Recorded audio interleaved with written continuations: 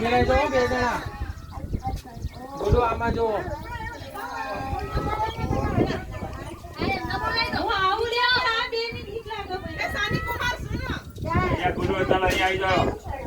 બોલો હવે ચલો પતી ગયું ચલો